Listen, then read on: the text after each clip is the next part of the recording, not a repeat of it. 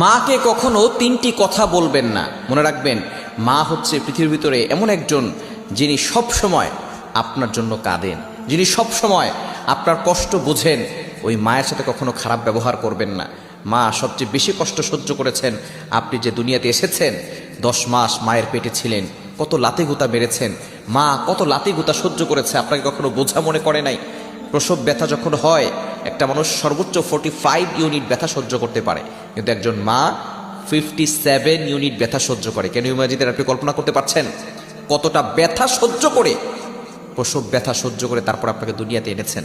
ওই মায়ের উসিলে আপনি দুনিয়াতে এসেছেন। সুতরাং মায়ের সাথে খারাপ ব্যবহার করবেন না। আল্লাহ নিজে বলে দিয়েছেন, ওয়াবিল ওয়ালিদাইনি ইহসানা, good behaviour with parents, good dealings with parents, পিতামাতার সাথে ভালো ব্যবহার করো। মাকে কখনো তিনটি কথা বলবেন না।